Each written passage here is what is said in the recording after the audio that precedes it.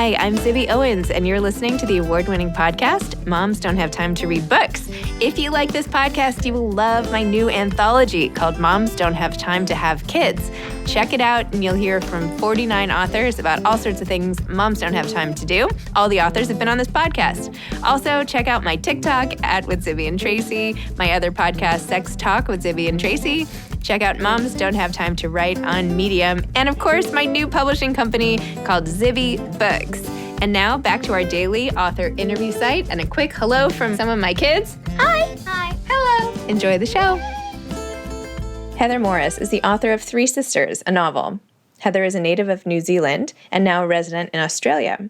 For several years, while working in a large public hospital in Melbourne, she studied and wrote screenplays, one of which was optioned by an Academy Award-winning screenwriter in the U.S. In 2003, Heather was introduced to an elderly gentleman who, quote, might just have a story worth telling. The day she met Leo Sokolov changed both their lives. Actually, I think it's Lolly. Their friendship grew, and Lolly embarked on a journey of self-scrutiny, entrusting the innermost details of his life during the Holocaust to her. Heather originally wrote Lolly's story as a screenplay, which ranked high in international competitions, before reshaping it into her debut novel, The Tattooist of Auschwitz, now an international bestseller. She's also the author of the bestselling Chilka's Journey and newly published Three Sisters.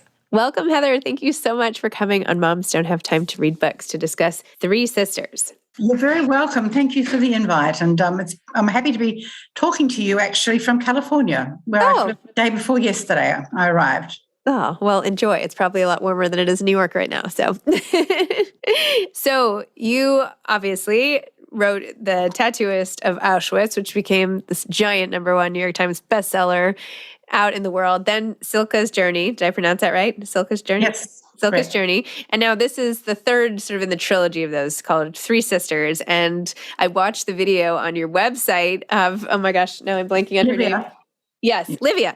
I watched Livia's video and couldn't believe it. So why don't you tell the story of how you discovered this story and how it led you to write this book? Well, the story found me. It's the way it works with me these days. Stories come to me.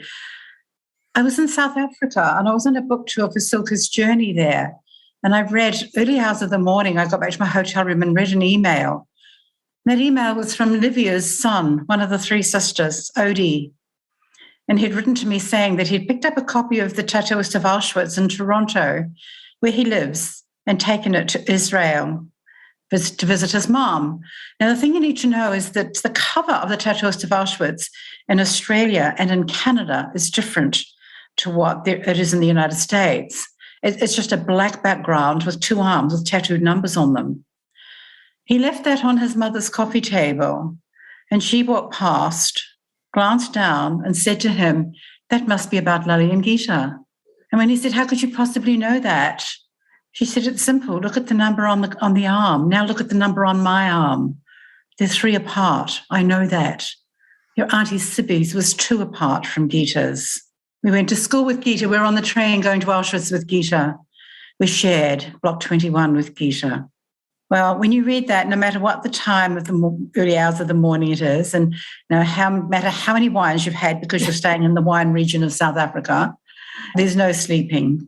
Within a matter of, I think, only about 4 or 5 days, I flew directly from Johannesburg to Tel Aviv and into the apartment and into the arms of Livy and her family, and Magda and her family, and Zibby's family. I'm now part of the family. Livy's even asked if she could adopt me. I've had to say no. Wow, that's amazing. Yeah, when she told it in the video, she said, yeah, my son just said it. And of course I knew her. Yeah, she's from my town. We went to school together. It was crazy just to see it. I mean, I can only imagine the goosebumps you felt at that. Yeah, absolutely. Wow. Just not what you expect to hear. And this is, I think, this thing about the Holocaust in terms of the survivors, how far and wide they did flee. And that they can then connect through this one book that I wrote in Melbourne, Australia, when Lolly Sokolov gave me his story. It's like the world becomes smaller and smaller. Yeah. How did you start The Tattooist of Auschwitz? Like, how did you find his story? Like, how did this whole thing begin? Yeah. Well, once again, crazy. I had a cup of coffee with a friend I hadn't seen for many months because I lived out in Melbourne a bit. And she just casually said to me, I have a friend whose mother's just died. His father has asked him to find somebody he can tell a story to.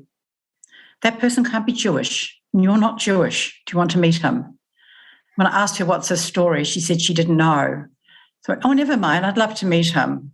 And a week later, I knocked on Lale Sokolov's door, 87 years of age, grieving the loss of his wife, Gita, and began this 3-year friendship that resulted in his story. Why couldn't you be Jewish? Why couldn't the author be Jewish? He was very clear on that, Lale was. To him, there could not be a Jewish person alive who was not affected by the Holocaust, who did not have their own backstory, their own family story. And he wanted somebody, and I was the perfect bunny in some ways, as I had to admit to him how my small town New Zealand education had taught me so little about the Holocaust. I didn't even know a Jewish person growing up. Really? Yeah, well, in a small little rural town in New Zealand, yeah, very protected from the rest of the world and what was going on and had gone on in it. Wow. I'm Jewish. I live in New York City, and there are many, many Jewish people here. And it is not a small, remote town. And part of my sort of Jewish education was once a week Hebrew school, where we would talk about the Holocaust every time. And as a child, I was like, can we talk about something else? I got it. I already got it. What are we doing this year? Same thing again. Well, see, that didn't happen for me growing up. And even as a young adult, and I moved from New Zealand to Australia, and I met then, of course, several Jewish people. I was working with them. But I still really didn't get a grasp on the significance of the Holocaust. I knew the word. I'd read Anne Frank's diary. Mm-hmm. But to then meet somebody living history, Lale was, Livy and Magda, who I've spent now time with and been lucky to be able to get in and out of Israel prior to the pandemic. And of course, it's keeping me away right now. Because Livy and Magda are both still alive. They're 96 and 98. And I'm desperate to get back to them. Oh my goodness. So, and by the way, I didn't mean to sound flippant about learning about the Holocaust. Obviously, I know. Very moving. And I'm super interested. I feel like as I've gotten older, actually, I am even more interested in reading accounts of survival, all these little stories, because each family is a miracle. Every survival story is miraculous in some way. It's improbable and miraculous. And so I find myself sort of clinging to those as inspiration for getting through really anything, like your book. So tell me more about these 3 sisters and their unique story. The fact that 3 sisters survived, the entire sibling of one family survived, I'm told by the historians and academics, is an absolute miracle. I mean, Lale and Gita lost their family. So, but for 3 of them to have survived, they were just young girls. Livy was just 15 when she was taken there, along with Zibby, her eldest sister. She was 19. And Zibby only went on that train from Vranov to Auschwitz because she couldn't let her baby sister go alone. So the story, folks, it's told in the initial stages in 2 different narratives of 2 of the sisters together, traveling and their existence for 2.5 years in Auschwitz-Birkenau, while Magda, the middle sister, is back in Slovakia with her mother and grandfather. And her survival, in some ways, getting it out of Magda was more difficult than it was to get Livy's story. Because you got to imagine that this woman, even at 98, still carries the guilt of having slept in her own bed for 2.5 years while her sisters were surviving in Auschwitz. And she knows how bad it was, folks, because that's where she ended up. So it's not like she couldn't picture or in any way have to try and imagine what it was like from their telling. She ended up there 2.5 years later. And then together, they survived a death march. The death march, and you only get a snippet of it. There's way much more to their death march survival, which is going to be coming out shortly. And it's coming out because after 77 years, Magda's family have found a diary that Magda wrote in real time on that death march. In the back of the book, there's one little extract of it. We only found that diary as the book was about to go to the printers. Oh my gosh. So we now have this incredible document, some 77, 78 pages, handwritten, beautiful Slovakian handwriting of Magda, the date, the time, the place as they were running on this death march. Germans, Russians, who's threatening them this day. So to survive that again, a miracle, where so many didn't. And it wasn't days or weeks, it was months.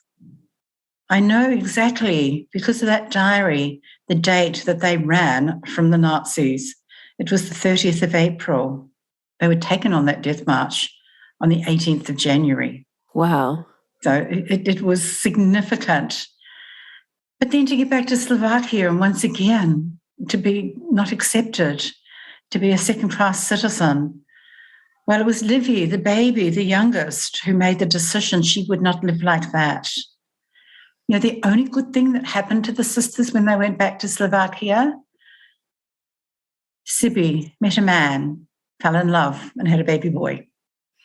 The one of the 6 children born to the sisters, born in Slovakia, Kari.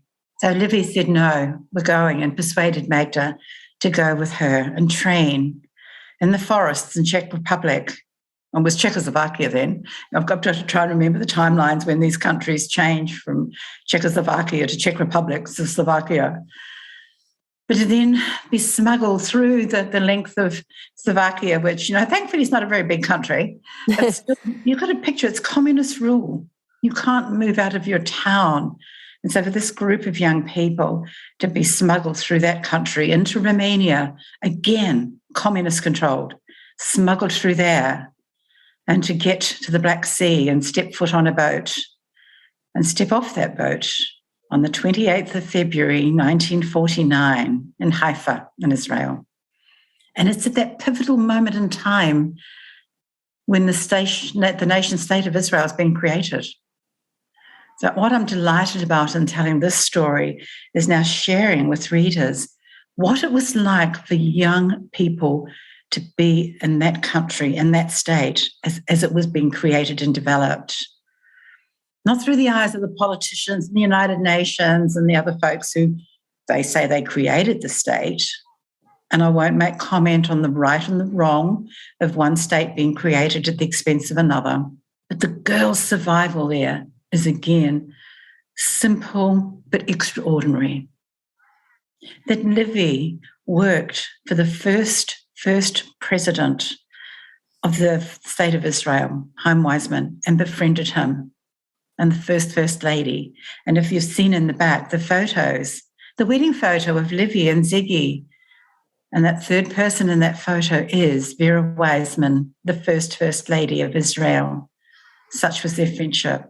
Wow. So the story, which there's way much more to it too, of the maid and the president. Phenomenal.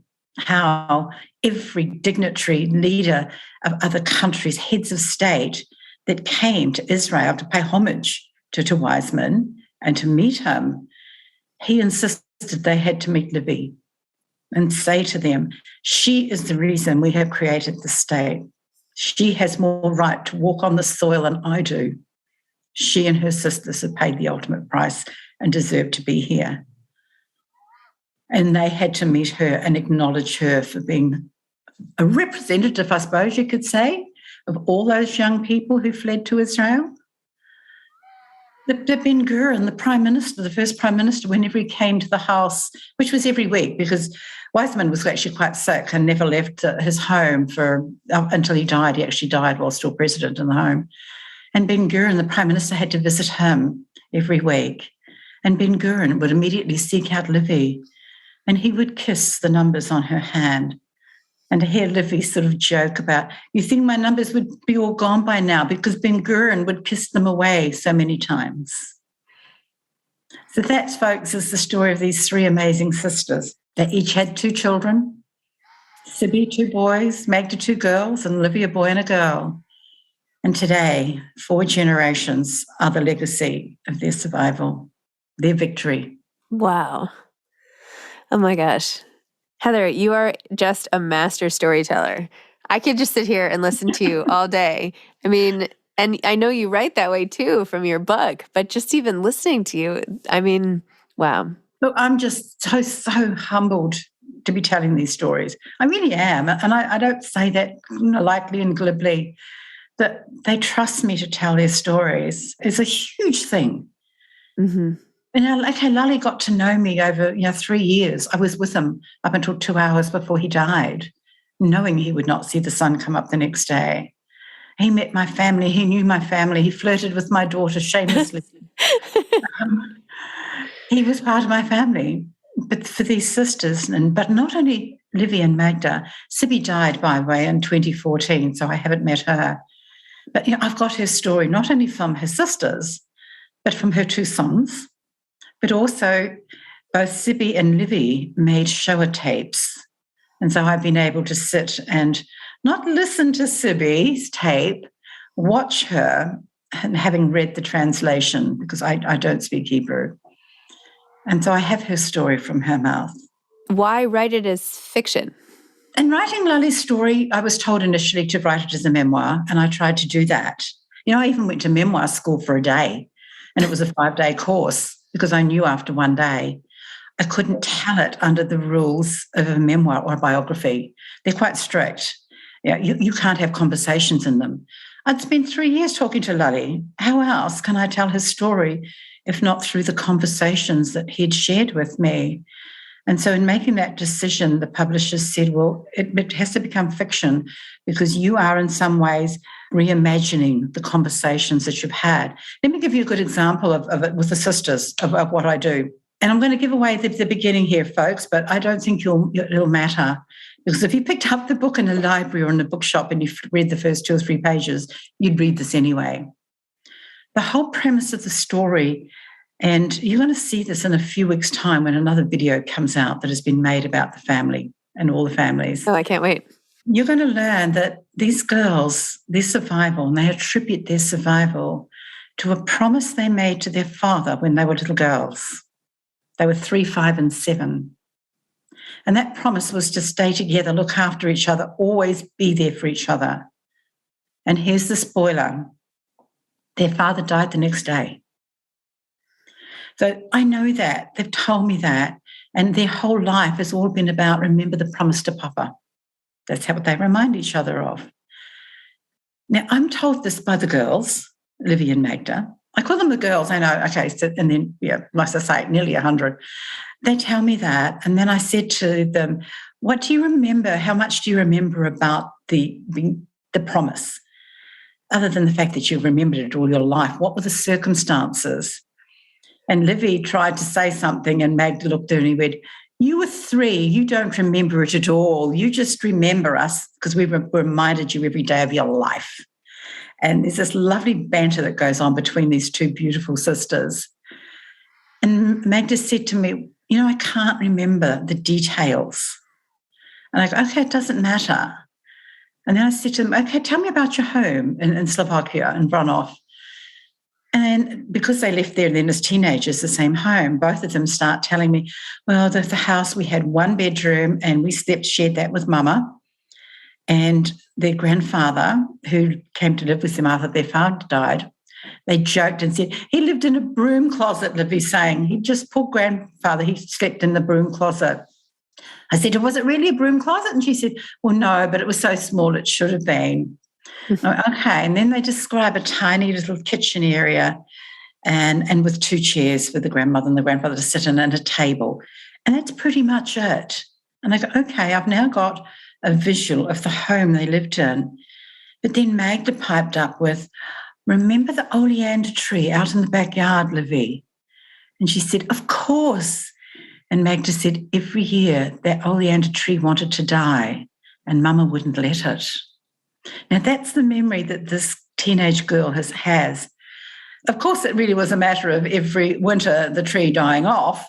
But to Magda, even now at 98, that tree was wanting to die and her mother brought it back to life and wouldn't let it. And Livy piped in and she said, and the gate and the back fence, it was never fixed. And it used to bang when the wind blew and it scared me at night. So when you're sitting with these women well into their 90s and that's their memory, well, my job now is to tell you about the promise to their father, and I get to decide where to set it. So I reimagined and set it out in the backyard with their father around the oleander tree. Oh. So that's why it's fiction, because we don't know for a fact that's where that conversation happened. And so everything, well, the majority of my stories, of course, they tell me the vignette, they tell me what happened. And I, through research of the makeup of Auschwitz-Birkenau, researching the death marches and where they were and how they were, I can reimagine and put the girls into it. For that reason, publishers say it's fiction. Wow, what a story. And you told that scene beautifully. And the father, was this true too, that he died of the bullet that was lodged in from the first war? Yeah. Oh my gosh. It had caused them problems for years. Yeah. It was quite debilitating. And a doctor in Koshata, which is the nearest sort of large town to run off, it persuaded him that he could operate and remove it. And he never made it off the table. After all this work that you've done so far, and that clearly you're still right in the middle of doing, what does it inspire you to do now that you know all this, right? You came from a position of not knowing that much about the Holocaust, other than broad strokes and Frank, and now you're deep in it and like the ultimate researcher, really, of the entire thing. And of course, our last survivors are on their are elderly at this point. So, do you feel a big responsibility at this? I mean, you're sharing obviously the stories far and wide in your fiction, but I don't know, above and beyond that, are you getting involved in Jewish organizations, or is there, like, do you feel this now ownership to some extent of, do you know what I'm trying to say? Oh, look, I do. Very clear. They may be my books. They're never my stories. In terms of responsibility, the only responsibility I actually feel is to Lali and Gita, to Silka, and to the three sisters and their families. I am not an academic or historian. And, we just are so grateful that for the decades since the Holocaust, they have kept that alive, and they will continue. And absolutely. But is there a place for the individual stories that are now coming out? Absolutely, I believe so. Along with every survivor I've met, you know who they pay homage to, who they actually revere? Steven Spielberg. He who made that amazing movie, Schindler's List. Yep. Who, when he completed that, sent videographers all around the world, find survivors, record their testimonies. Now, Lali and Gita in Melbourne made a video. Livy and Zibby did. And I believe that he has some 50,000 plus testimonies which will endure. And the stories are there. Yes, we're not going to have the same access to get them firsthand anymore, but for them, a lot of them, they've been told. Are you ready to write 50,000 books? It's not obvious, honey. I haven't got the years on me left to do that. But no, here's in terms of where I sit with regard to the Jewish people, the religion, the culture, the race, any other title you wish to give yourselves. Absolutely privileged to be accepted into Jewish communities all around the world and speak at them, from South Africa to the London Synagogue and, of course, the New York Holocaust Museum and everywhere in between. If it's not obvious, I don't mind speaking. I am really bummed about this pandemic, which has kept me from travelling. And when I can, I will get back on the road and be travelling more. This is now it's not even a calling, that's sort of being glib too. I'm very, very happy to speak to any organisation who wants me to. And I don't use the word proud with me very often, but one thing I'm very proud of is that in Australia, that in particular the largest state, the New South Wales, in about 2 weeks' time, the children there, this will return to school. They're on their summer break. And that for 2 years, what are called years 7 and 8, the Tattooist of Auschwitz is required reading. Oh. And there are many schools in Australia already, and in the UK and in New Zealand, that book is on the curriculum. And I speak to schools. I used to go and do a lot in person. Of course, it's now Zooming. But for me, being able to have young students now read another story out of the Holocaust. Yes, they had Anne Frank's diary and The Boy in Striped Pajamas, and now they've got Lali and Gita's story. The wonderful thing is that these kids actually seem to relate to it. And I know that from the thousands and thousands who have written to me, and even thousands more that I've met and spoken to. Kids, teenagers, as young as 9, have written to me and saying, I get it. Wow, that's amazing. You're doing a mitzvah, honestly. Look, it really is like every good story. These people involved were just ordinary people. Yeah. But they lived and survived extraordinary times. And none of these survivors that I've met, and I've met them all around the world, many of them, none of them want to be in any way singled out or praised or in any way revered for what they did. It really is a matter of tell my story so that it doesn't happen again. Gosh. Heather, what advice would you have for an aspiring author, particularly perhaps somebody who's trying to do this brand of historical fiction, if you will? Look, find a snippet in your newspaper, go back to old media and look at something and see what catches your attention. There'll be something there. If you've got an interest in the weather or in military or in whatever, it's a matter of find this little gem of which they are there every day in front of you. You just got to open your eyes or listen and then start looking into it. Now, here's the thing about research, which has got me into a little bit of strife occasionally. Don't get me wrong, I do research and I have paid professional researchers as well, as much as we can. But when it comes down to telling a story and research through the history and the memory of the person I know, don't walk side by side. I have to choose, well, what am I going to go with? And every time I'm going to go with the memory. Because I'm not sure if you can confirm this, but I was told several years ago by a rabbi in Sydney that in Hebrew there is no word for history, that all your stories must come from the memories of those who lived, survived, were part of, witnessed, experienced. That's where the stories come from. And if they're flawed and their memory is not 100%, does it matter? To some people it does, to me it doesn't. Their memory, their story. And the number of survivors I have met, and I get quite sort of emotional about this, who thank me for writing and telling Lali and Gita's story in particular. And they say, in telling their story, you've told mine. Mm. And they often will qualify that with, I now can rest easy. I now don't have to keep trying to persuade others to remember. Wow. Well, Heather, wow. Thank you. Thank you for talking to me. Thank you on behalf of all of the listeners who are hearing your story and the stories that you're pulling out and shining light on that could have just as easily been forgotten and instead are going to change lives. So it's really powerful work that you do and really meaningful. And it's just amazing to hear it right from you. So thank you.